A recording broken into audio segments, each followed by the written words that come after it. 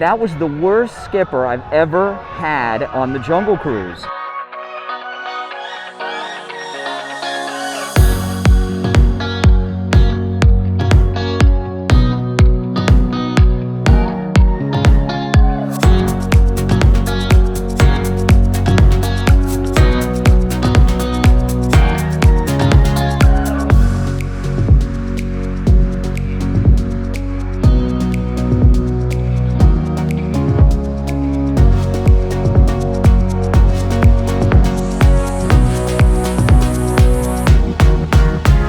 Hey guys, Brian here, Main Street Moments. I'm at the Magic Kingdom today. It's cloudy, it's drizzly, it's Saturday, and it's not crowded. So I don't know if it's the weather or not. It's not really cold. It's in like maybe the high 60s, like 68 degrees or something right now. I have not been here in quite some time. In fact, it's been almost 2 months since I've been to any of the theme parks.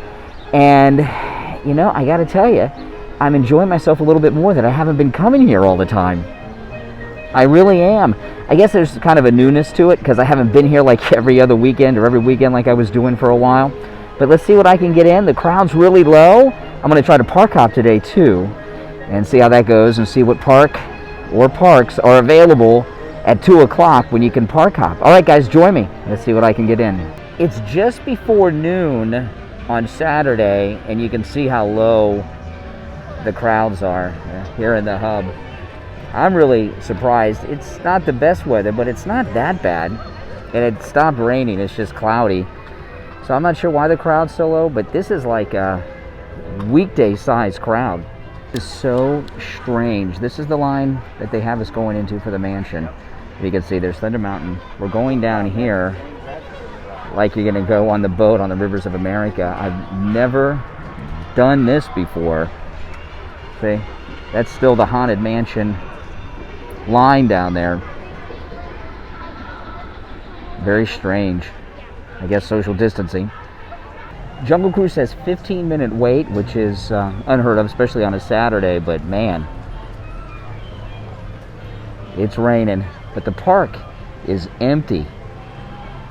I mean, look at that. On a Saturday, usually I'd be packed. So a lot of it's the weather, I guess.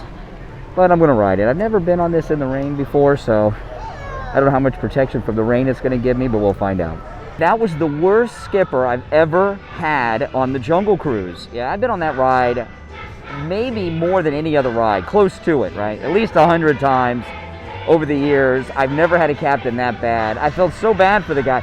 He wasn't delivering the jokes on time. He got the jokes wrong. He messed up the punchline. And people were laughing because they were like, felt bad for him. This is Tomorrowland Terrace, which has been a relaxation station since the park reopened, which means you can take your mask off. And for the first time in all my years coming to Disney World, they've opened up the food place here at Tomorrowland Terrace. They only have 2 items. I had to mobile order. You can't walk up and order. But I have never, in all my years coming here, ever seen this open up before. If any of you, let me know in the comments. Well, this kitchen looks brand new, probably because it hardly is ever used. And again, it's Saturday, and it's a ghost town here. All right, here's what I got. I've got chicken, fish, and hush puppies, and for a side, I got what I don't normally get, which is a salad, because I thought that was way too many carbs, and if I got French fries, that would be enough carbs to put me asleep for the rest of the day. Fanta, ketchup, cocktail sauce, and that's ranch over there, and barbecue sauce, so I got kind of a little bit of everything. Well, I gotta say, it's not that bad at all. It was just under $18, so, you know, by Disney prices, I guess that's normal, but the chicken, the shrimp, the fish, everything tasted great. It was really, really good, and it's nice to be able to not have my mask on for a couple of minutes while I'm out here eating. But that was a pretty good meal, I must say. So I would definitely eat here again. So I want to go to Epcot for my park hopping today, and I can't go online and see if there's an availability yet. But to save myself some time, I'm going to go ahead and drive over there, because it takes me about 25 minutes to get from Main Street to my car by the time I get to the transportation center and do all of that. So I thought I'd save myself some time, drive over to Epcot, and just hope I can get a reservation. Let's see. I'm on Monorail Blue, and this is something I've not seen yet. This was not on my monorail coming in. These are new. You go in here and you have like your own little cubicle for 2, maybe 3 if you got a kid in there. Brand new. Ladies and gentlemen, our next stop will be the train station and ticket center. For the health and safety of everyone, please remain. The monorail to Epcot's not running right now because you can't park hop yet till 2. I'm not sure if the monorail to Epcot is running at all. I'll find out when I get over there. But I usually drive because it takes longer to take the monorail there than to drive over there. And it's nice to finish at Epcot and have my car right there and not have to come all the way back to the transportation center. So I usually drive over there. But again, I have my car here. If you don't have a car, you don't have a choice, right? I'm at the parking lot here at Epcot, and I feel like a complete idiot because I've been in my car for the last 10 or 15 minutes trying to make a park reservation to park hop because I was at Magic Kingdom this morning, and at 2 o'clock, I thought you could make a reservation to park hop. Well, to park hop, you don't make a reservation. You just go to the second park after you've been at the park you had the reservation at 2 p.m. and just scan in with your Magic Band. And I've been in the car like a fool trying to make a reservation for Epcot, and it wouldn't let me. I was getting frustrated, so I went on YouTube and I watched another vlogger explain how to do it. So I'm going to scan in and head on in. Disney spent a fortune on this new tram stop at the front of Epcot, and they're not using it. There's no trams at all operating today. They spent months building that thing, and everyone's got to walk. The new fountain looks really cool. I must say though, I'm old enough to remember the original one when it was here, and I guess it's because I was little then, but it seemed like it was bigger than this to me, but probably just because I was a kid.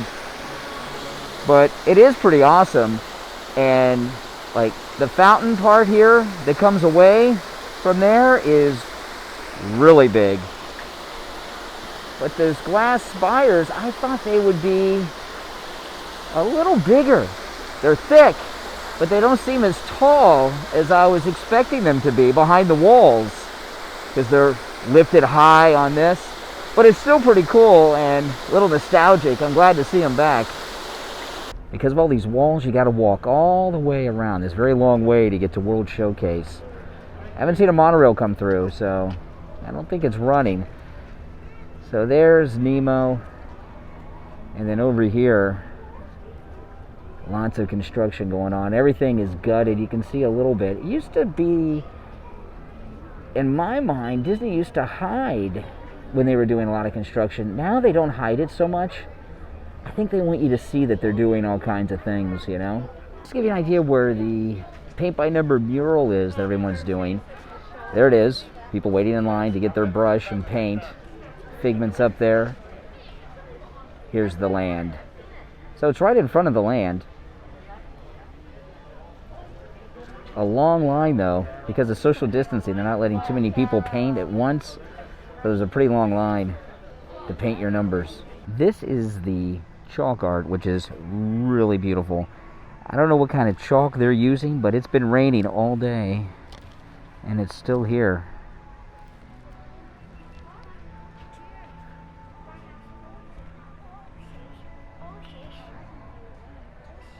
This is the booth at Canada, and they have a beer that's $8.50 a cup. That's regular Disney prices. But a brewed champagne, $29 for a glass of champagne, and it's just a regular size glass. I just saw someone order it. No way. I'm outside the mill stage here. This is the one thing I really, really miss at Disney is there's no live music, except, you know, they got like a kitchen band. I don't know what they called it, but cling the pots and pans, and it's a good gimmick and it's fun, but it's not the same as having like the real band from Canada up there. I miss that a lot. This is the art store inside the American Pavilion, and this is probably the best Star Wars artwork I've ever seen. This one takes you through the whole movie. Look, Luke on Tatooine. There's Han and Greedo. That's not a moon, that's a space station. Now this one probably should have been first in the sequence, but it wasn't, but that's still good. Obi-Wan and Vader's lightsaber battle. And then the medal ceremony, and there's Chewbacca, very upset. This painting is $11,000. I'd love to buy it, but I don't have $11,000. That is really amazing. There's another great one. There's the Falcon, Cloud City, Empire Strikes Back. This painting, $13,500. Well, let's see how far they're letting us back into the new French area. It says Ratatouille opening 2021. A little vague. A lot of people say the ride's already done. So people keep coming here hoping there's like a soft opening or something. But I don't think so. If there was a soft opening, people would be coming out of here skipping and freaking out, right? But let's go see what's back there. These buildings are a lot more detailed than I would have thought.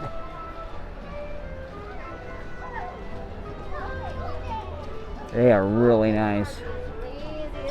Well, here you go. You can see the sign. Okay, there it is. Sign doesn't look too big. This is the first time I've not seen a line at Mouse Gear in a long time. Usually the line goes all the way back here. No line at all. Very surprising. There's lines to get into every other store in the park. I'm going to get myself a vanilla latte to give me some caffeine to make it home because I have a 2.5, 3 hour drive to get home. So I'm stopping by Joffrey's right here outside Epcot. So there's my vanilla latte, my apple fritter, and I wanted to show you this. My wife gave me this. This, you can find these online. I don't know what it is called. This is the first time I've used this. You wear this on the inside of your mask, okay? You put it over your nose. It doesn't look good, I understand, but it's behind the mask. It doesn't look comfortable, but it is. It's made of rubber, and it keeps the mask off your mouth and nose, so you can actually breathe a lot better. And let me tell you, I've been to the parks many times with the mask. This is the first time I've been able to last more than 3 hours, because usually the mask, no matter what mask I wear, is up against my mouth. I can hardly breathe. And this works really, really well. And if I would not have brought this today, I would not have park hopped. In fact, my breathing was like normal. I didn't feel smothered at all day long. So if you can find these, get one. Well, that was park hopping for today. I had a great time. The mask thing helped a lot, so I got through a lot more than I normally would. Plus, it's not so hot today because it's cloudy. It rained just a little bit over at Magic Kingdom. The park hopping, I'm glad I did it. It's been a long time since I went park hopping. I mean, I feel free again at Disney.